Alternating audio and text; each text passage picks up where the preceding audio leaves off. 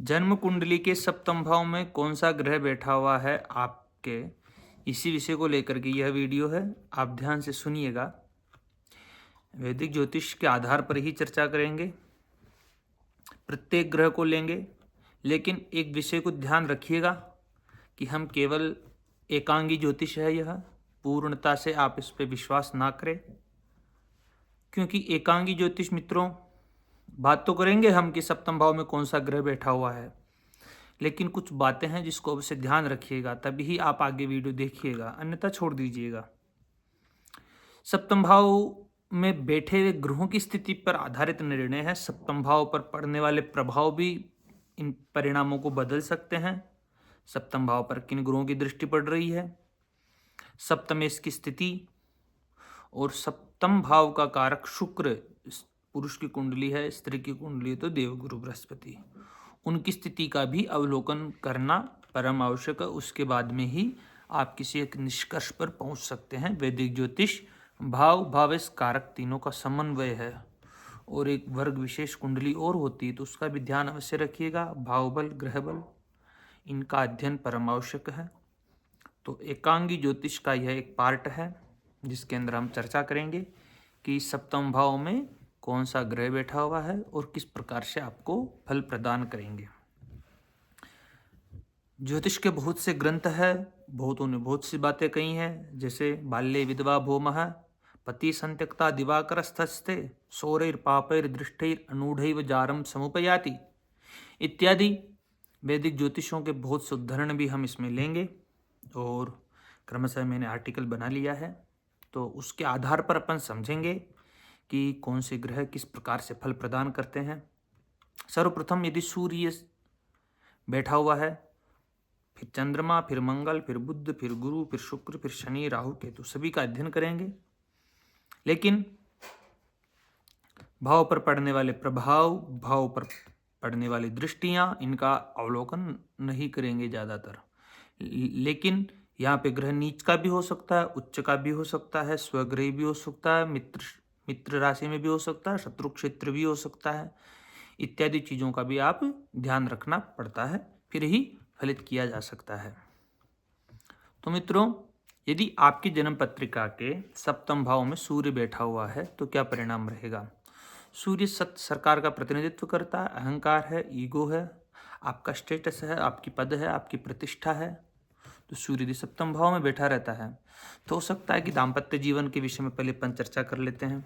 दाम्पत्य जीवन में थोड़ा अहंकार हो सकता है, आपके स्टेटस को लेकर के अधिकार का भाव हो सकता है, आप में आधिपत्यता ग्रहण करने की आकांक्षा हो सकती है, वर्चस्व की प्रवृत्ति हो सकती है आपके जीवन साथी में, कहने का मतलब। तो ऐसी स्थितियां निकाल करके रख सकता है। आपका जीवन साथी तेजस्वी हो सकता है, प्रतिष्ठित व्यक्ति हो सकता है, सरकारी संस्थान में बड़े पदों पर आसीन हो सकता है, सरकारी क्षेत्र से जुड़ा हुआ हो सकता है।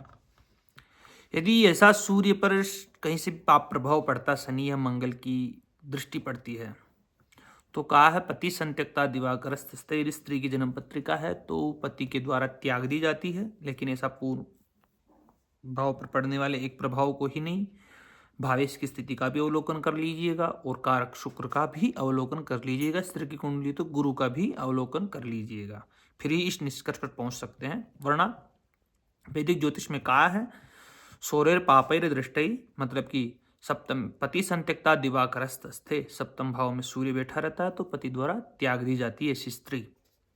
तो ऐसा पूर्णता से सत्य हो ऐसा नहीं है, लेकिन आप अवलोकन अवश्य कर सकते हैं। हाँ, वैवाहिक जीवन में दूरी उत्पन्न हो सकती है, ईगो क्लेश हो सकते हैं, इनकी संभावनाएं व्यक्त हो सकती है। यदि ऐसे सूर्य पर शुभ ग्रहों की दृष्टि हो, गुरु इत्यादि की, शुक्र की, शुभ पूर्णिमा के चंद्रमा की दृष्टि हो, तो पति हो या पत्नी उच्च पदस्थ हो सकता है, प्रसिद्ध हो सकता है। और यदि अशुभ दृष्टियां हो तो आप समझ सकते हैं कि वैवाहिक जीवन में किंचित परेशानियां, वैवाहिक सुख में कमी होने की संभावनाएं व्यक्त होती है। ज्योतिष शास्त्र में कहा है सप्तमे रवो स्त्री दुखम क्रोधी जनप्रिय, मतलब कि यदि सूर्य सप्तम हो तो व्यक्ति को क्रोधी बना तथा स्त्री पक्ष से कष्ट देता पुरुष की कुंडली के अंदर। तो मित्रों, सप्तम भाव में सूर्य रहता है तो उसके कारकत्व होते हैं अहंकार का, सत्ता का, मद होता है, एक सूर्य के अंदर एक प्रकाश रहता है, यदि शुभ ग्रहों में के साथ में संयुक्त हो जाए, युति कर ले या दृष्टि प्राप्त हो जाती है तो बहुत श्रेष्ठतम परिणाम प्रदान करने वाला होगा। यदि ऐसी स्थिति नहीं है तो आपको परिणामों में कमी देखने को मिलेगी। सप्तम भाव से संबंधित, चाहे वह व्यापारिक साझेदारी के व्यवसाय हो या दाम्पत्य जीवन हो या समाज में आपकी छवि, इन सबको रिप्रेजेंट सप्तम भाव करता है। तो इस प्रकार से आपको फल मिलेंगे। क्लियर है यहाँ तक? अब आगे बात करते हैं। यदि आपकी जन्म पत्रिका के सप्तम भाव में चंद्रमा बैठे हुए मित्रों, चंद्रमा शीतलता कोमलता के प्रतीक है, स्वभाव निर्मल है, तो एक भावुकता है चंद्रमा। तो कहीं ना कहीं जीवन साथी जो भी होगा बहुत भावुक हो सकता है। साझेदारी में भी भावुकता देखने को मिल सकती है। कोमल हृदय के व्यक्ति आपसे ज्यादा टकराएंगे जीवन में, ऐसी स्थितियां हो सकती है। और चंद्रमा एक आकर्षण का केंद्र बिंदु भी है, तो कहीं ना कहीं आपका जीवन साथी आकर्षण करने वाला होगा, समाज के अंदर सभी को मोहित करने वाला हो सकता है, जनप्रिय हो सकता है, बहुतों का चाहने वाला हो सकता है। ये स्थितियां उत्पन्न होती है। लेकिन सप्तम भाव पर किन ग्रहों की दृष्टि पड़ रही है, सप्तमेश कहाँ बैठा हुआ है, सप्तम भाव का कारक यदि पुरुष की कुंडली है तो शुक्र, स्त्री की कुंडली है तो गुरु, उनकी स्थिति का भी अवलोकन अवश्य कर लीजिएगा। फिर ही इन परिणामों का आप अपने ऊपर लागू कीजिएगा, अन्यथा इन परिणामों में ये परिवर्तनीय है। कहने का मतलब ये पूर्णता से नहीं कह सकते इनको। कोई और भी ग्रह आकर के बैठा हुआ तो उसका भी प्रभाव आ सकता है। केवल चंद्रमा की बात कर रहे हैं सप्तम भाव में। तो सप्तम भाव में चंद्रमा है तो जीवन साथी सौम्य स्वभाव का हो सकता है? सुंदर हो सकता है, संवेदनशील हो सकता है, भावुक ज्यादा हो सकता है, ऐसी स्थितियां हैं। प्रेम संबंधों में आपको एक चंचलता देखने को मिलेगी, कब मन कहीं यहाँ कहीं वहाँ। तो मन स्थिति यदि पाप प्रभाव में चली जाती है, चंद्रमा पर किन्हीं पाप प्रभाव का हो जाता है, तो ऐसा जीवन साथी थोड़ा मन से वैरागी भी हो सकता है, या फिर यूं कहूं कि थोड़ा चंचल हो सकता है कभी, यानी कि अस्थिर प्रवृत्ति का अस्थिर मनस्थिति रह सकती है ऐसे व्यक्ति की। क्षीण चंद्रमा या पाप दृष्टि हो तो मानसिक अस्थिरता, वैवाहिक भ्रम भी उत्पन्न कर सकते हैं। यहाँ पे यदि शुभ ग्रहों से दृष्ट है तो सोने में सुहागा है, बहुत अच्छी स्थिति है, बहुत मजबूत मन, मानसिक स्वभाव सुदृढ़ स्थिति में रहेंगे, हंसते रहेंगे, प्रफुल्लित रहेंगे, मदमस्त रहेंगे ऐसे व्यक्ति। तो आप दोनों प्रकार से यहाँ पे अवलोकन कर सकते हैं कि सप्तम भाव में मेरे कौन से ग्रह बैठे हुए हैं। अब यदि सप्तम भाव में मंगल बैठा हुआ आपके मित्रों, अब मंगल का स्वभाव थोड़ा क्रोधी, चिड़चिड़ापन, एक उग्रता है, तो कहीं ना कहीं आपको जीवन साथी के रूप में या फिर व्यावसायिक दृष्टि से या फिर समाज के अंदर जो छवि निकलती है, कहीं ना कहीं ये स्थिति उत्पन्न हो जाती है। और सप्तम भाव में यदि मंगल रहता है तो मांगलिक दोष तो बनाता ही बनाता है, तो मांगलिक भी हो जाते हैं। कहे बाल्य विधवा भूम है, ऐसा तो ज्योतिष शास्त्रकारों ने कहा है कि सप्तम भाव में मंगल रहो तो स्त्री की कुंडली हो और किन्हीं पाप प्रभाव में चला जाए। पाप प्रभाव मतलब कि शनि से दृष्ट हो, राहु से दृष्ट हो, तब की स्थितियां हैं। तो पति बाल्य विधवा भूमा है, वेदव्य योग का निर्माण कर देता है। लेकिन शुभ ग्रहों से दृष्ट हो सप्तम भाव, तब ऐसी स्थितियां उत्पन्न नहीं होगी। वैसे भी पूरी कुंडली का अध्ययन परम आवश्यक है। जब तक पूरी जन्म कुंडली का अध्ययन नहीं हो जाता तब तक किसी भी एक निष्कर्ष पर पहुंच पाना असंभव है। जन्म कुंडली को पूर्ण रूप से अच्छे भली भांति प्रकार से जांचने के बाद ही किसी एक निर्णय पर पहुंचा जा सकता है। अकेले मंगल को सप्तम भाव में देख करके चिंतित नहीं होना। हाँ, मांगलिक दोष अवश्य है तो मांगलिक लड़के से शादी, या फिर लड़का है तो मांगलिक लड़की से शादी कर सकते हैं। और परिहार भी बहुत सारे हैं, तो परिहार हो और अच्छे भले प्रकार से उस कुंडली को जांचे, तब ही किसी एक निष्कर्ष पर पहुंचा जा सकता है। तो कुछ दोष का प्रभाव आपको यहाँ पर देखने को मिलेगा। मूढ़तापूर्ण लड़ाइयाँ होने की संभावना भी व्यक्त हो सकती है। मतलब कि बेमतलब की लड़ाइयाँ, फिजूल की लड़ाई देखने को मिल सकती है दाम्पत्य जीवन में या व्यापारिक साझेदारी के अंदर या फिर समाज में। थोड़ा विवाद हो, दाम्पत्य जीवन में क्लेश हो, क्रोध हो, प्रभुत्व का संघर्ष हो सकता है क्योंकि मंगल सेनापति है। थोड़ा उग्रता तो करना स्वाभाविक बनता ही है। तो जीवन साथी, और अब देखो मंगल ऊर्जा का कारक है, तो ऊर्जावान व्यक्ति रहेगा, प्रभावशाली रहेगा, साहसी होगा। ये सब मंगल के प्रभाव कहीं ना कहीं देखने को मिलेंगे। लेकिन और भी ग्रह की स्थिति को अवश्य जांच लेना है आपको कि और किन ग्रहों से दृष्ट हो रहा है ऐसा मंगल, है ना। शीघ्र आकर्षण हो सकता है और संघर्ष, शीघ्र आकर्षण होगा तो फिर शीघ्र ही संघर्ष की भी स्थिति उत्पन्न हो सकती है। यदि ऐसे मंगल पर शुभ ग्रहों का प्रभाव है, शुभ ग्रहों से दृष्ट है, तो ऐसे व्यक्ति का जो जीवन साथी होता है, स्त्री की कुंडली हो तो सेना में, पुलिस में, तकनीकी क्षेत्रों में इत्यादि में ले जा सकता है।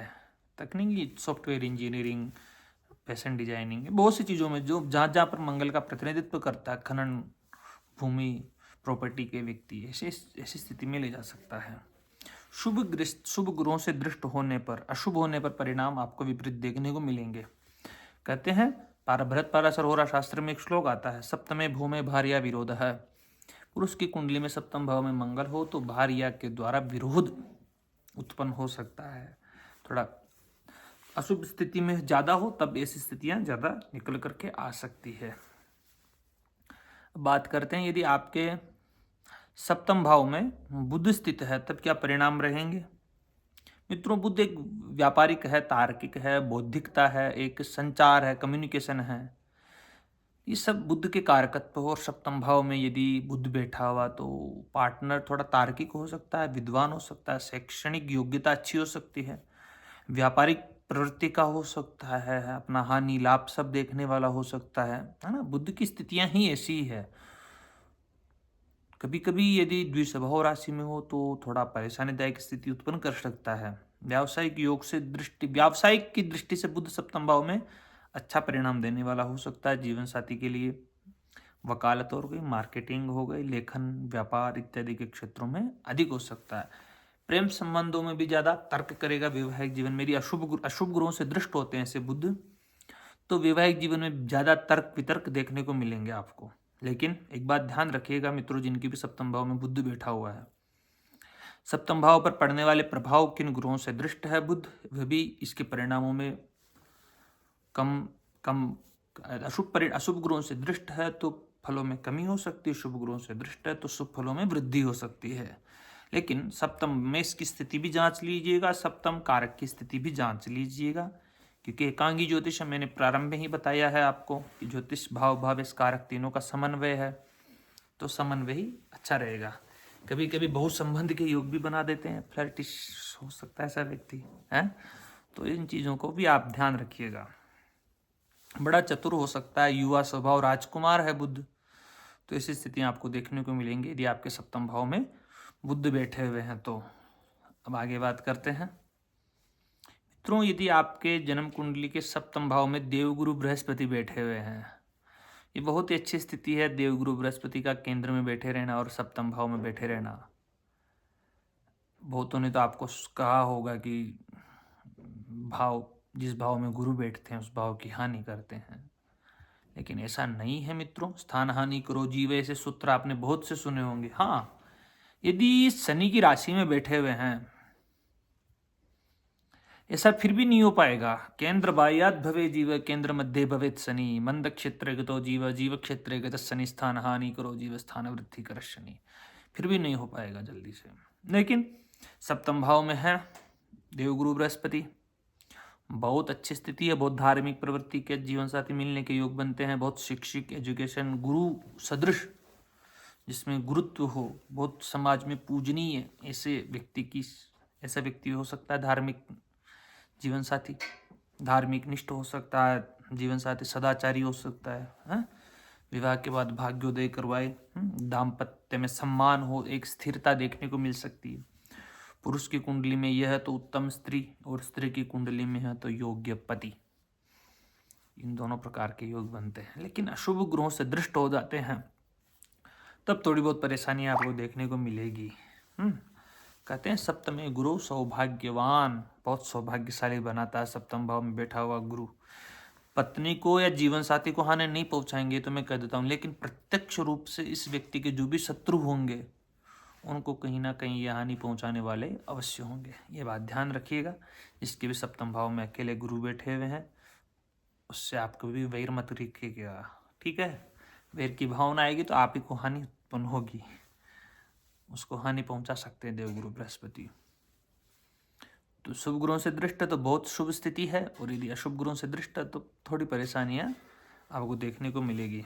ठीक है, सप्तमेश की स्थिति को भी जांच लीजिएगा। सप्तम कारक स्त्री की कुंडली है तो गुरु को यहीं के यहीं देख लीजिएगा, और शुक्र पुरुष की कुंडली है तो शुक्र पर एक नजर अवश्य डालिएगा, और सप्तम भाव पर किन ग्रहों का प्रभाव है उस पर भी परिणाम परिवर्तन हो सकते हैं, मैंने जो कहा है। ठीक है, तो इतना सा अवलोकन अवश्य कीजिएगा।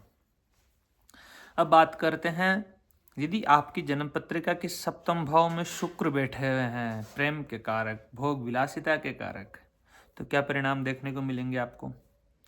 मित्रों, पहले तो पुरुष की कुंडली में शुक्र कारक होता है सप्तम भाव का। किस राशि में बैठे हुए हैं, नीच के तो नहीं बैठे हुए हैं, अस्त तो नहीं है सूर्य के साथ में, ये भी ध्यान रखिएगा। सप्तम भाव पर शुभ ग्रहों की दृष्टि है या पाप ग्रहों की दृष्टि है, ये भी अवश्य ध्यान रख लीजिएगा। ठीक है, पाप ग्रहों की और शुभ ग्रहों की दृष्टि अवश्य ध्यान रखिएगा।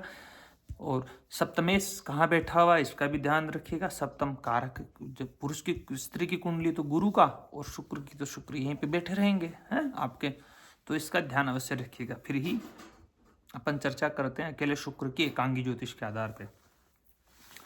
शुक्र प्रेम का प्राकृतिक क्षेत्र, ऐसा व्यक्ति का जीवन साथी जो होगा बड़ा आकर्षण प्रवृत्ति का हो सकता है, बहुत आकर्षित करने वाला हो, स्वयं भी बड़े आकर्षण के केंद्र बिंदु हो सकते हैं। सौंदर्य प्रेम, जहाँ पर भी सुंदरता दिखे ऐसा व्यक्ति कहीं ना कहीं उस और आकर्षित हो सकता है। दाम्पत्य सुख में वृद्धि के योग बनते हैं यहाँ पे, सौंदर्य होने के कारण प्रेम हो रहेगा, आकर्षण रहेगा, नित्य नूतन। तो व्यक्ति सजावट अपने आप को संवारने में समय लगाएगा, ऐसी स्थितियां निकल करके आती है। अपना उनका जीवन साथी भी और स्वयं भी, क्योंकि लग्न पर भी शुक्र का प्रभाव पड़ेगा। जीवन साथी सुंदर होगा, कला प्रिय होगा, संगीत इत्यादि में रुचि हो सकती है, फिल्म, फैशन इत्यादि की संभावनाएं हो सकती, इत्र का ज़्यादा शौकीन हो सकता हो। व्यावसायिक दृष्टि से भी बढ़िया है, होटल मैनेजमेंट इत्यादि का काम करे ऐसा व्यक्ति तो उसके लिए भी श्रेष्ठ है। प्रेम विवाह की संभावनाएं भी व्यक्त होती है यहाँ पे। अत्यधिक कामुकता की प्रवृत्ति हो सकती है, भोग वृत्ति हो सकती है। यदि पाप ग्रहों से दृष्ट हो जाता है तो व्यभिचार होने की संभावनाएं हैं, अनेक संबंध रहने की भी संभावनाएं हैं। शुक्र के साथ में राहु की युति नहीं होनी चाहिए यहाँ पे, थोड़ा सा मैं सावधान कर देता हूँ। ये थोड़ा विवाहितर संबंध भी या फिर एक अंतरजातीय विवाह के भी योग बना सकते हैं, प्रेम विवाह के भी योग बना सकते हैं मेरा। लेकिन सप्तम कारक की स्थिति स्त्री की कुंडली है तो घबराइएगा मत कि मैंने इतना कह दिया कि गुरु की स्थिति को भी अवश्य देख लीजिएगा। गुरु की दृष्टि पड़ रही है तब संतुलित है चीजें। और भी सप्तमेश की स्थिति, बहुत से ग्रहों की स्थितियां देखी जाती तभी ही एक निर्णय पर पहुंचा जा सकता है। तो ये स्थितियां निकल करके आती है मित्रों, यदि आपकी जन्म पत्रिका के सप्तम भाव में शुक्र बैठा हुआ है तो।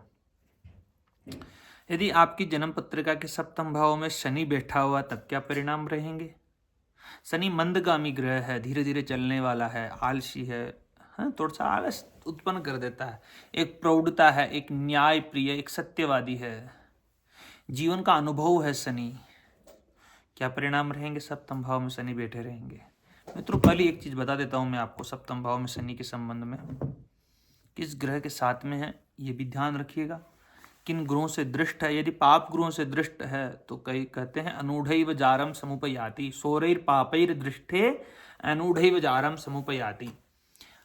अगर स्त्री की कुंडली है तब, पुरुष की कुंडली के अंदर भी विवाह में थोड़ा डिले करवा सकता है।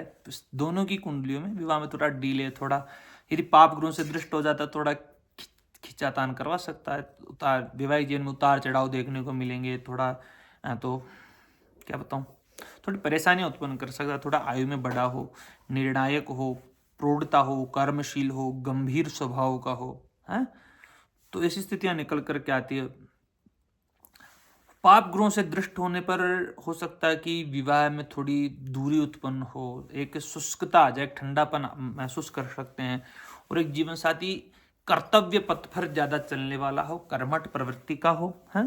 प्रारंभिक वैवाहिक जीवन में थोड़ा संघर्ष देख सकते हैं, लेकिन दीर्घकालीन स्थिरता आपको देखने को मिलेगी। बहुत से व्यक्ति परेशान हो जाते हैं कि मेरे सप्तम भाव में शनि बैठा हुआ, तो परेशान होने की कोई आवश्यकता नहीं, बहुत बढ़िया है शनि का सप्तम भाव में बैठे रहना। काल पुरुष की कुंडली में सप्तम भाव में शनि उच्च राशि के रहते हैं, ज्यादा परेशान होने की आवश्यकता नहीं है, बहुत अच्छे संबंध स्थापित करवाता है। शुभ ग्रहों से दृष्ट हो गई तो कहने की कोई आवश्यकता नहीं, गुरु से दृष्ट हो जाए, लाभ भाव में गुरु बैठा हुआ है, तृतीय में बैठा हुआ है, लग्न में बैठा हुआ, तब ज़्यादा परेशानीदायक स्थिति नहीं रहेगी मित्रों। विवाह बहुत टिकाऊ होता है, धैर्यपूर्ण होता है। यदि आप धैर्य से विवाह करते हैं, थोड़ा ठहर करके, आशा जल्दीबाजी में करोगे तो परेशानियाँ हैं, ये तो मैं आपको कह देता हूँ। जल्दीबाजी से नहीं, चाहे व्यावसायिक जीवन हो, चाहे वैवाहिक जीवन हो, चाहे कोई भी निर्णय हो आपके जीवन में, सबको थोड़ा धैर्यता से कीजिएगा तो टिकाऊ होंगे। शीघ्रता से करोगे तो वह टूटने की संभावनाएं ज़्यादा उत्पन्न होती ही होती है। ज्योतिष शास्त्र कहता है कि शनौ सप्तमे विलंबित विवाह, बस यही आपको थोड़ा सा ध्यान रखना है।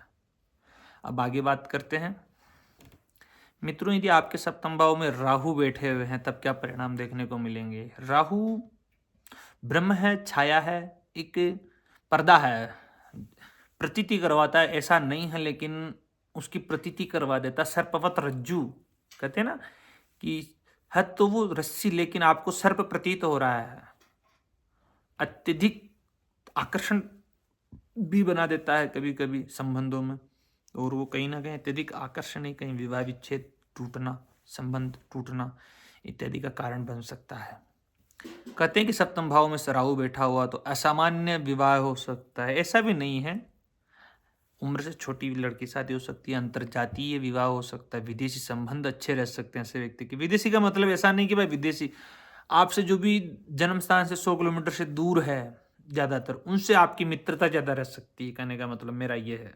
आपको तो लोग तो कहेंगे कि विदेशों से संबंध होगा, लेकिन मैं ऐसा नहीं कहूँगा। मैं इतना सा कहूँगा कि आपके जो 100 किलोमीटर के दायरे से बाहर के ज़्यादा मित्र हो सकते हैं। आपके जन्म स्थान से जो भी व्यक्ति रहे वहाँ पर आपकी कम मित्रता हो सकती है।